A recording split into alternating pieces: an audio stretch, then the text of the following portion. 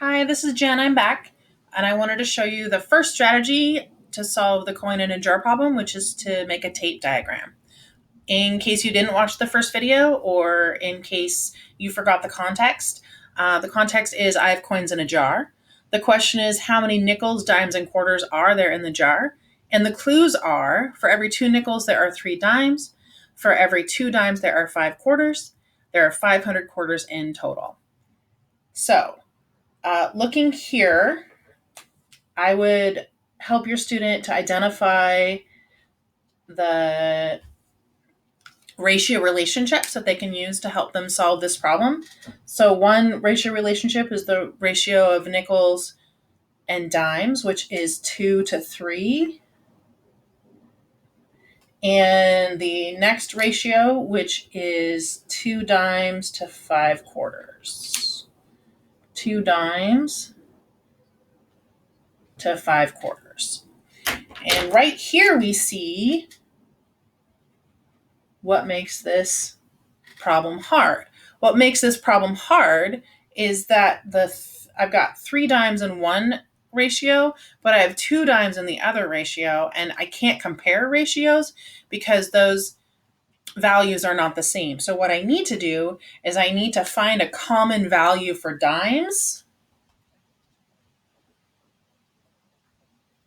I need to find a common value for dimes, which means I'm going to need to scale up the two ratios to get to a number that's going to work for me. Okay.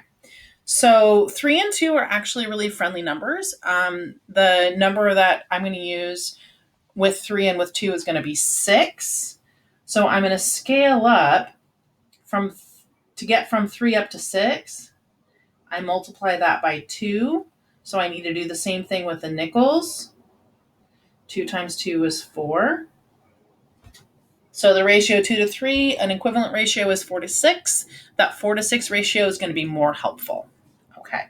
And then the same thing with the dimes to quarters. I want to go to 6. To get from 2 to 6, I multiply by 3. From 5 to whatever, I'm still going to multiply by 3. 5 times 3 is 15. Okay.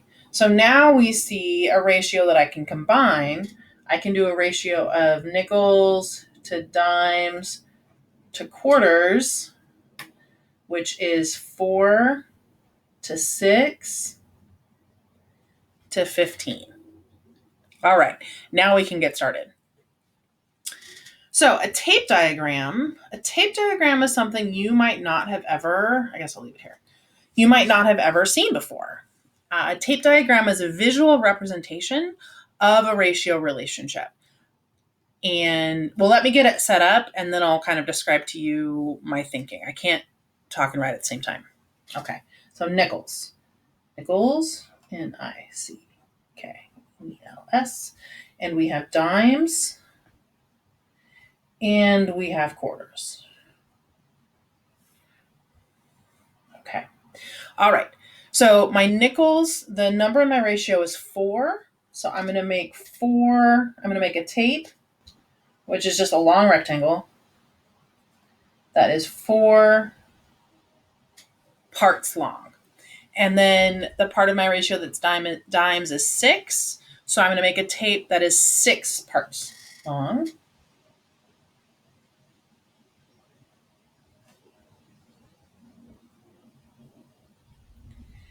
And then for quarters is 15. So I'm going to make a tape that's 15. 1, 2, 3, 4, 5. That's 15 parts long. That's 5. There's another 5.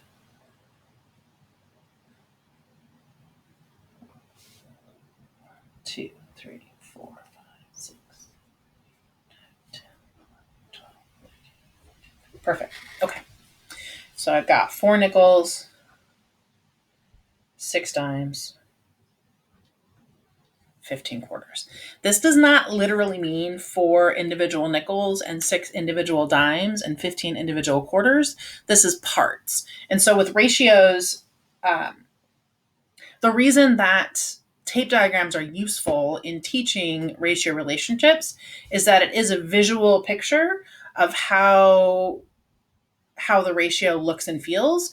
So students develop some number sense around their understanding of ratio. So it's not just numbers, it's also an understanding of, well, how big is 6 to 15? It's a little bit more than double.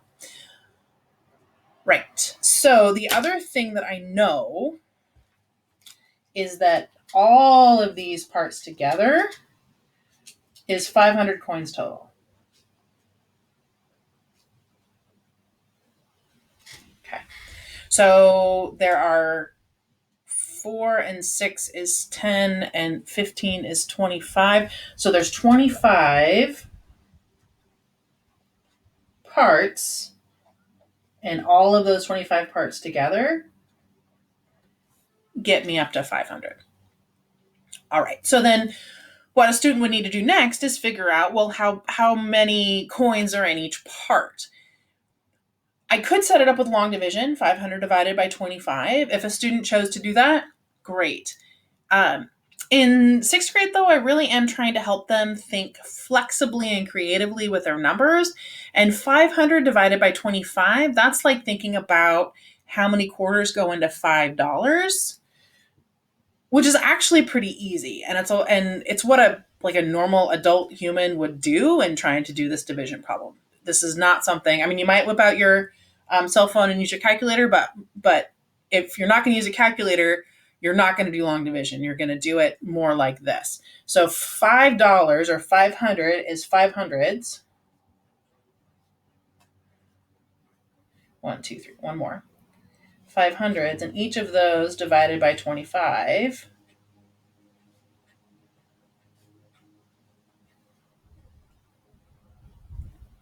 Well, how many quarters are in a dollar? 4. So each of this is worth 4.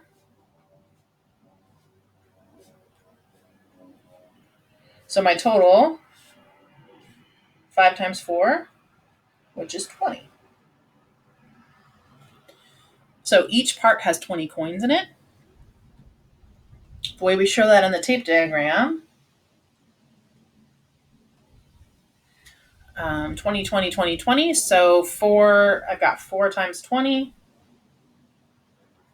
which is, what is that? That's 80. Same thing for the dimes.